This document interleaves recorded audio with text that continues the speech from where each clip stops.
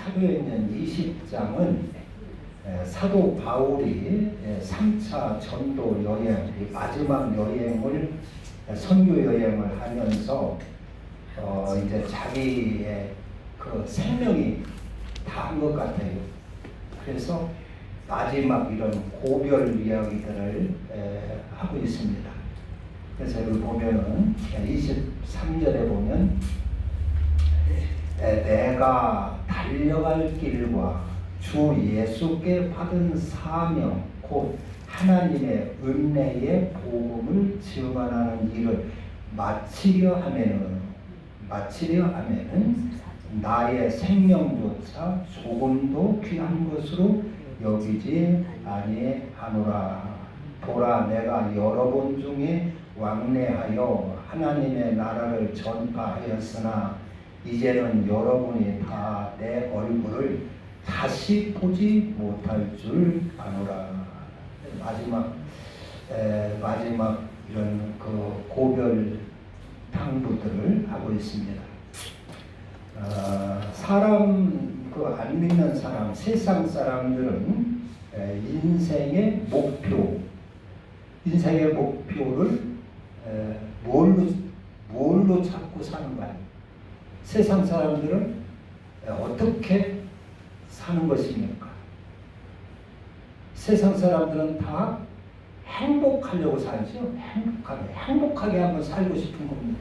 행복. 그래서 모든 사람들의 그 목표가 행복한 삶입니다.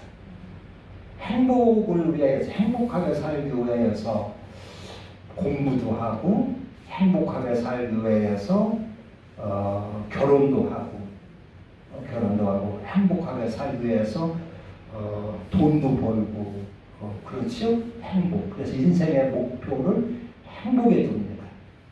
가정도 행복하려고 애를 쓰고, 또 정치하는 사람들도 국민들을 행복하게 살게 하려고 이렇게 애를 쓰고 하는 것이 일반적인 생각들입니다. 그래서 행복, 노년도 이제 노인학들을 연구하는 분들도 어떻게 하면 노년을 행복하게 보내냐, 노년 생활을 어떻게 하면 행복하게 할 수가 있느냐 하는 것이 과제입니다. 그래서 건강해야 된다. 행복하려면 건강해야 된다. 그래가지고 무슨 운동을 해야 된다. 그래서 아무리 뭐 돈이 있어도 출세를 했어도 몸이 아프면 다 소용이 없는 거 아닙니까? 건강이 최고라는 말이에요. 건강이 있어야 행복한다는 말이에요. 그래서 건강하기 위해서 무진 애를 씁니다.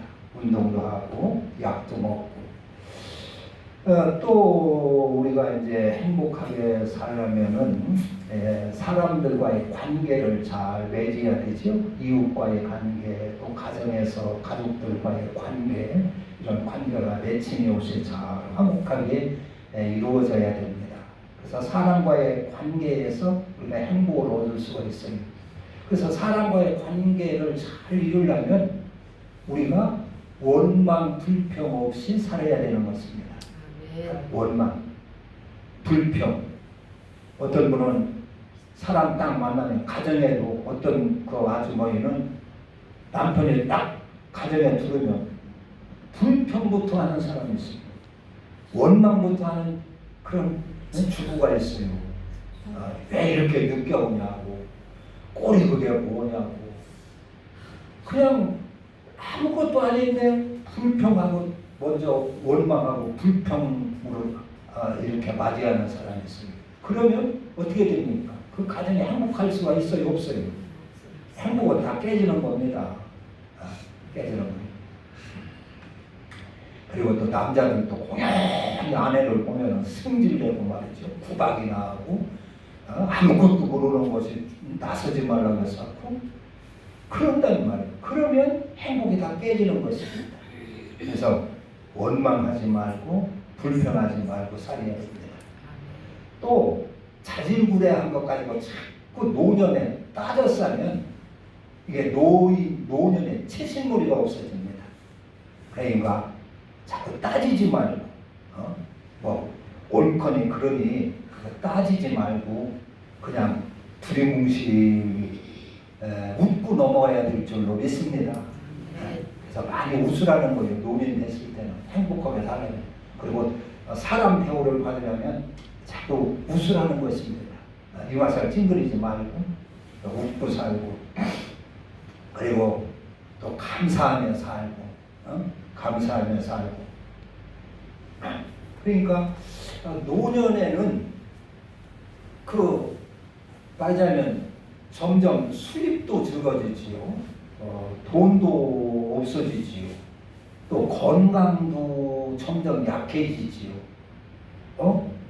또 아는 것도 옛날 지식 필요가 없어요. 지금은 옛날 지식이 통하지를 않아요. 그러니까 젊은 사람들에게는 아는 것도 없어지고, 그러니까 사회에 영향력이 없어지는 거예요.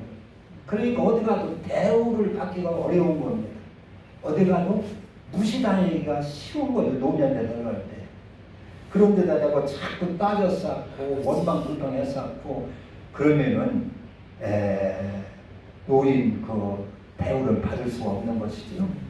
모든 것을 감사하게, 누가 대접해주면 감사히 먹고, 맛이 있네 없네 그래 따지지 말고 주는 대로 먹고, 대우해주는 대로 그냥 감사하고 웃고, 이렇게 지내야 된다 하는 것입니다. 그래야 행복할 수가 있다. 그런데 이 노년에 이 세상 사람들은 행복이 목적이라 어떻게 해야 행복하게 살 수 있느냐, 행복하게 살 수 있느냐, 그걸 연구를 해요.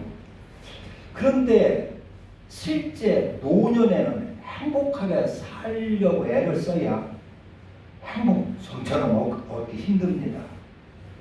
세월이 갈수록 돈도 없어지지, 건강도 약해지지, 사람들에게 대우받기도 힘든지, 무시당하지, 내 아는 지식도 아무 쓸모없지, 약하지, 영향력도 없지. 그러니까 고독해지고, 주위에서 친구들은 점점 하나둘 떠나가고, 그러니까 행복할 수가 없어요. 그래서 아무리 행복하자 애를 써도 그게 어떤 면에서 노인에게는 하나의 미혹이라 할 수가 있어요. 유혹이라 할 수 있어요. 오히려 우리가 이 노년 때는 뭘 준비해야 될까요? 행복하게 살기 위해서 막 애를 써야 될까요? 우리 노년은 이 세상을 떠날 준비를 해야 될 줄로 믿습니다. 그런데 이 세상은 조만간에 누구나 다 떠나게 마련인데, 그럼 세상 떠날 준비를 해야 되고 그걸 알려줘야 되는데 세상에서는 그걸 알려주지를 않아요. 어떻게 행복하게 산다, 행복할 수가 있다, 이래야 행복할 수 있다, 저래야 행복할 수 있다.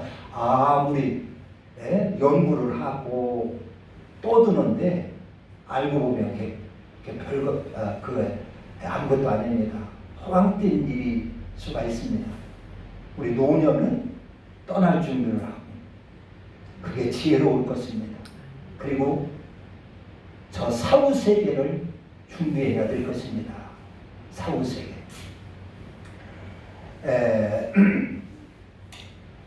그래서 이 죽을 때 우리가 잘 죽을 수 있도록, 죽을 때 잘 죽을 수 있도록, 내가 죽었는데 그 사람 잘 죽었어, 그렇게 하지 않고,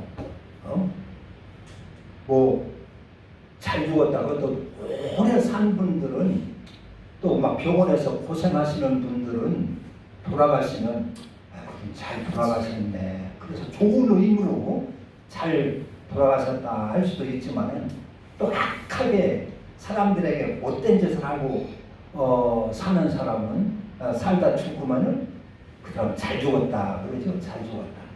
그런 소리를 듣지 않게 살아야 될 것입니다. 서운해 않게 살고. 오늘 여기 보면은 바울은 자기의 생명이 얼마 남지를 않은 것 같아요.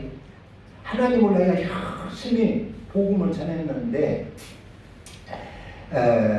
이제 그 마감 날짜가 점점 오는 것이. 그래서 우리가 참 행복하게 살려면은 우리 인간을 하나님이 왜 지었는가를 알아야 됩니다. 어떻게 무엇을 하려고 지었는가를 알아야 됩니다. 그걸 모르고 무조건 행복하겠다, 행복해야 된다, 어떻게 하면 행복하다 해야 그게 맞지를 않아요.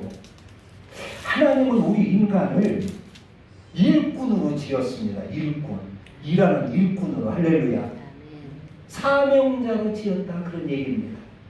하나님이 지으신 피조물 가운데 일을 하도록 지은 존재가 천사가 있고 우리 인간이 있는데, 천사는 하늘나라에서 종으로 부르려고 지었습니다. 그러니까 종으로서 일하는 존재가 천사입니다. 그러나 우리 인간은 사명자로서 일하는 존재입니다. 사명. 내가 사명을 받아가지고 하나님의 뜻을 이루는 그런 사명자입니다. 그러니까 천사는 종으로 일하는 존재이기 때문에 그들에게는 상이 없습니다. 그냥 시키는 대로만 하는 것입니다.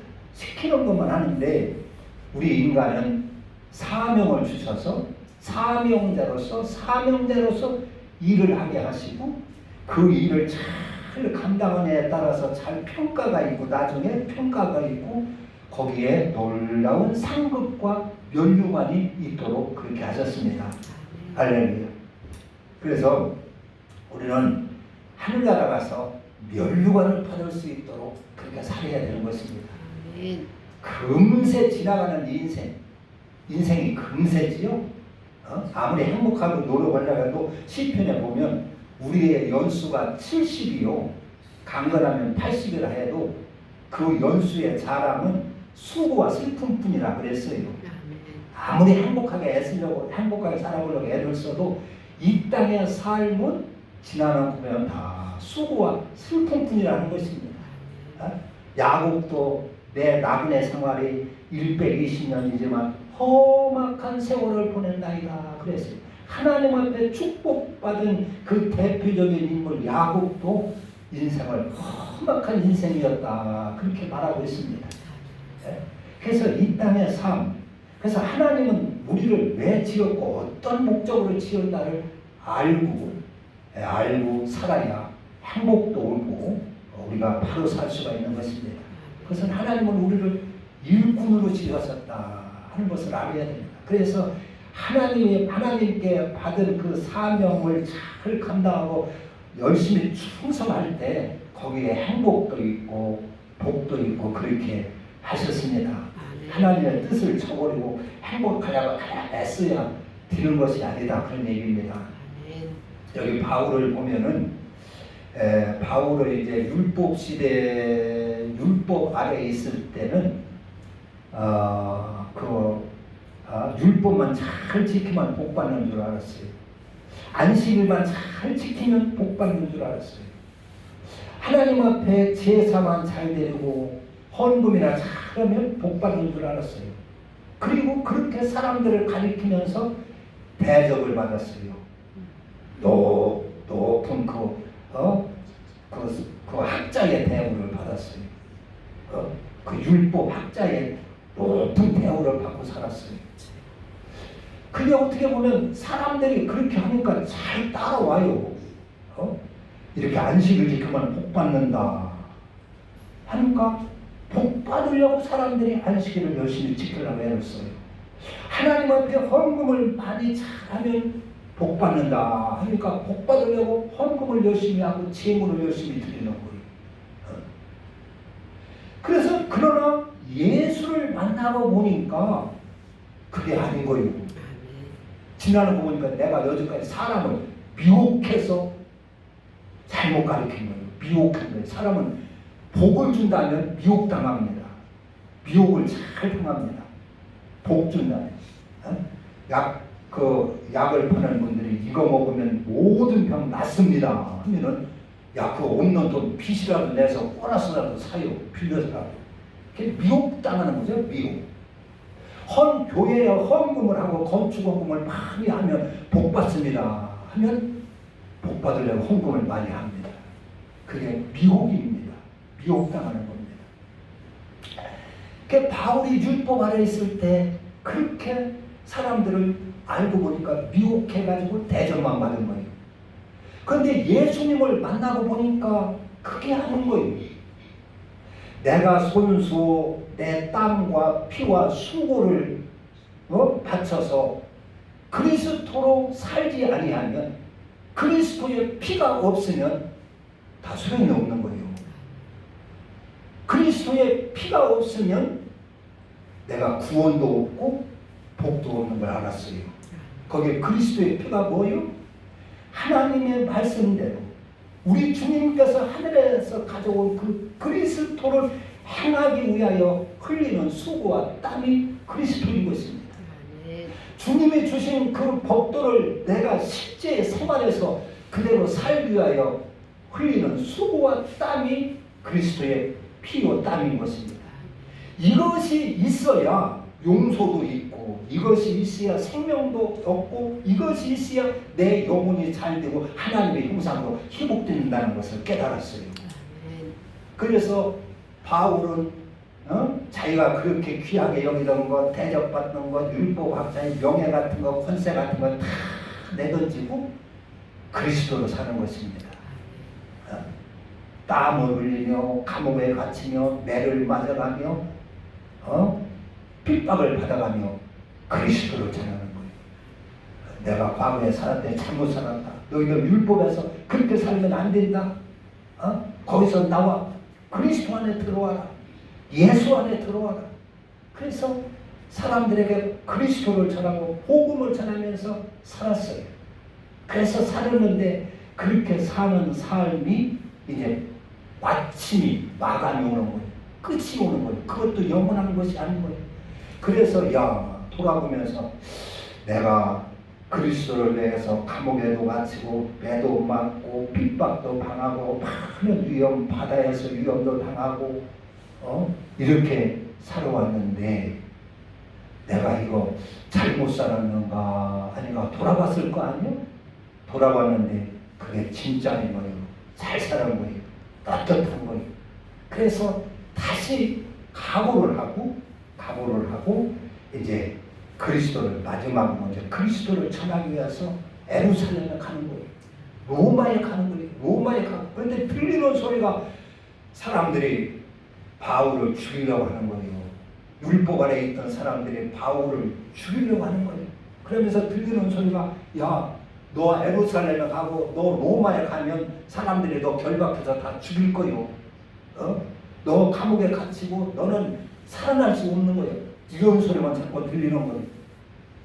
그래서 그런 소리 들린다고 바울이 포기한 것이 아니라 그 성령의 이끌림 대로 거기 가기로 결심하는 것입니다. 이번에 내가 예루살렘에 가면 붙들릴 것이고 핍박당할 것이고 로마에 가면 내가 결박당해서 감옥에 갇힐 것이고 그러면 아마도 이번에는 내가 살아나지 못하겠지. 이번에는 내가 마지막 거기서 목숨이 끊어져야 되겠지. 그건 한 겁니다. 알면서도 이 바울은 로마를 향하여 가는 것입니다. 예루살렘을 향하여 가는 것입니다. 그러면서 24절에 내가 달려갈 길과 주 예수께 받은 사명 곧 하나님의 은혜의 복음을 증거하는 일을 마치려 하면은 나의 생명조차 조금도 귀한 것으로 여기지 아니하노라. 내가 이 복음을 전하는 일은 내 생명보다도 귀하다 그런 얘기입니다.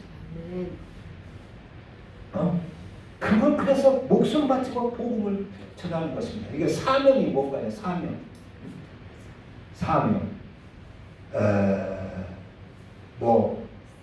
이 사명은 그 돈으로 할 수 없는 게 사명입니다.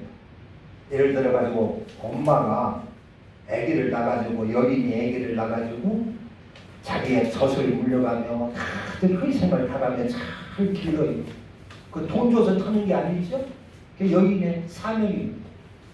그리고 그렇게 기르다가 방에다가 뉘어놓고 밖에 나가서 이러다 돌아보니까 집이 불이 났어요. 발발 타는 거예요. 그 아기가 지금 불 속에 들어있는 거예요. 그 엄마가 그때 어떻게 합니까? 옷을 활렁 벗어가지고 물을 묻혀가지고 불 속에 뛰어드는 거예요.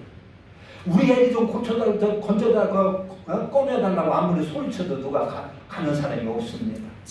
내가 돈은 달라는 데나 다 주고 1억도 주고 10억도 줄 테니까 우리 애기 좀 꺼내달라고 해도 들어가는 사람 아무도 없습니다. 그러나 엄마는 뛰어드는 것입니다.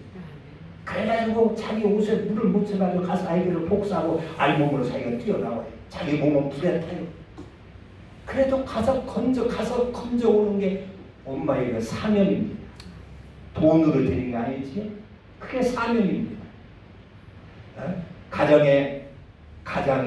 가정을 이끌어가고 처자식을 먹여 살리기 위하여 가서 손이 잘려가며 발이 잘려가며 가서 일을 합니다. 바다에 가서 고기를 잡고 공장에 가서 일을 하고 그리고 와서 그 가정을 꾸려나가는 거예요. 그게 남편의 사명입니다. 그 돈 줘갖고 되는 게 아니죠. 스스로 하는 것이죠. 사랑으로 하는 것입니다. 그게 사명입니다. 이 바울이 복음을 전하는 것을 그렇게 하는 것입니다. 누가 돈 줘서 하는 것도 아니고 칭찬해 주셔서 하는 것도 아니고 그런 사명, 주님께 받은 그 사명, 내 목숨보다도 더 목숨을 귀하게 여기지 않고 하는 그 사명. 우리는 바울처럼 우리 성도들은 이 사명을 받아야 될 줄로 믿습니다. 사명.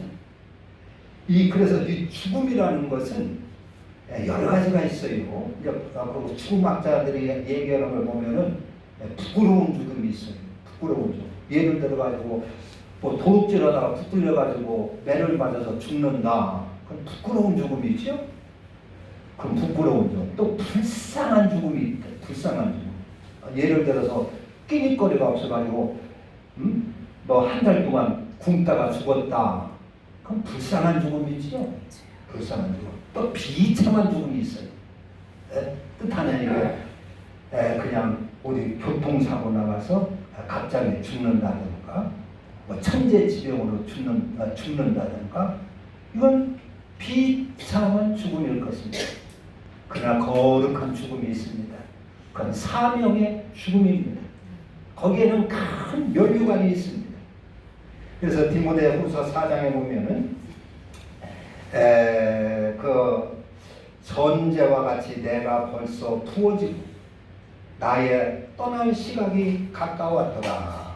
바울이 하는 소리가 다 나는 선한 싸움을 싸우고 나의 달려갈 길을 마치고 믿음을 지켰으니 이제 후로는 나를 위하여 의의 면류관이 예비되었으므로 주 곧 의로우신 재판장이 그날에 내게 주실 것이다. 그랬습니다. 그러니까 면류관이 주어지는 그러한 죽음, 사명의 죽음입니다. 사명을 감당하다가 하나님 앞에 사명을 감당하다가 장렬하게 죽는 죽음. 병원에 가보면 병원에 이제 가서 임종할자 이런 자들 보면 여러 종류의 여러 종류. 어떤 분은 나이도 80이 넘고 뭐 8, 90이 넘고 했는데 병이 걸려가지고 수술도 한 서너 번 했어요. 그런데도 또 수술해달라. 의사를 만나면 의사 선생님 나 좀 살려주세요. 자식들 보고 빨리 좀 나 좀 수술해서 나 좀 살려달라. 목사님이 신바가면 나 좀 위해서 기도해서 좀 벌떡 일으려 기도해 주세요. 그 나이에 살아보려고 몸부림친 그런 사람이 있다는 거예요. 그건 어떻게 봐야 됩니까? 믿음이 있다고 봐야 됩니까? 없다고 봐야 됩니까? 근데 어느 목사님은 황 목사님이라는 분은 그런 분이 이제 곽선희 목사님 설교집을 보면 그런 간증이 나와요. 이 황 목사님은 유암으로다가 이제 죽게 됐는데 어디 이제 피가 부족해서 위암에 이제 막 피가 쏟아지고 피가 부족해서 죽어가는데 수혈을 했어요. 피주사를 놨어요. 그러니까 피주사를 하니까 잠깐 회생이 됐어요. 그래서 정신을 차리고 눈을 둘러보더니 자기한테 수혈을 하고 있네. 피주사를 놓고 있네. 그러니까 둘을 보면서 왜 어차피 죽어야 할 사람한테 이 피주사를 왜 놓느냐. 지금 젊은 사람도 피가 모자라가지고 지금 그러는데 어차피 죽어야 할 사람에 왜 이 피주사를 놓느냐. 나를 좀 가만히 가게 내버려 놔두지 왜 이 피주사를 놓고 나를 괴롭히느냐. 손수 피주사를 다 주사관을 다 빼버리더라고요. 그리고 기운이 이제 실성했으니까 일어나서 하나님 앞에 기도하고 하나님 나 편히 가게 해주세요. 잘 가게 해주세요. 이런 것 때문에 고생하지 않게 해주세요. 그리고 기도를 하고 숨을 마치더라는 겁니다. 그러니까 그 교회 장로님들이 그걸 보고 큰 교훈을 얻은 겁니다. 야, 우리는 죽을 때 이렇게 죽어야 되겠구나. 그건 근엄한 죽음이지요. 그런 존경스러운 죽음이지요. 그래서 우리는 이 사명자로서의 죽음, 이 바울은 지금 이 선교의 마지막을 당하여서 나의 달려갈 길과 주 예수께 받은 사명, 곧 하나님의 은혜의 복음을 전하는 일을 마치려 하면 나의 생명을 조금도 귀한 것으로 여기지 않아. 우리도 이 사명을 받아야 되는 것입니다. 우리 성도라면 이 사명을 갖고 살아야 될 것입니다. 엄마가 자기 아기를 불 속에서 뛰어들어가 꺼내오는 것처럼 우리 성도들에게는 그런 사명이 있다고 하는 걸 아셔야 돼요. 아직 안 믿는 내 자녀들, 그들의 그리스도를 심어주는 사명. 바울이 율법 아래 있을 때는 사람을 얻으면서 미혹을 하며 대접을 받았어요. 그들에게 바울에게 아주 좋은 것을 그리스도를 심어주지 못했어요. 우리도 육신적으로 나로 인하여 내 자식에게 성질이 가고 욕심과 가고 탐욕이 흘러간다는 말이에요. 나 때문에 나로 인하여 자녀들에게 그런 욕심과 탐욕과 나쁜 인간성과 죄성들이 다 심어졌어요. 그것을 다 뽑아내고 그리스도를 심어줘야 되는 것이 우리의 사명인 것입니다. 그리스도. 바울이 그렇게 살았어요. 율법 때 잘못 심어준 걸 다 뽑고 그리스도를 심어주는 것을 그 사명을 받았어요. 그래서 내가 주께 받은 사명, 이 사명을 증거하는 일에는 내 생명을 조금도 귀한 것으로 여기지 아니한다. 그래서 우리 성도라면 이런 사명이 있어야 성도답지 않겠습니까? 내 옆에 있는 그런 건져내야 할 사람, 내가 지금 불 속에서 뛰어들어가서 아기를 건져내는 것처럼 내가 건져내야 할 사람이 누군가 보시기를 바랍니다. 그리고 사명을 가지시기를 바랍니다. 이 사명에는 놀라운 의의 면류관이 있는 줄로 믿습니다. 하나님의 능력도 함께 하시고 하나님의 축복도 함께 하실 줄 믿습니다. 사명을 붙들고 우리의 참 생명 구원을 받고 영생을 얻을 수 있는 저와 여러분 되기를 주님의 이름으로 축원합니다. 우리 기도합시다. 하나님.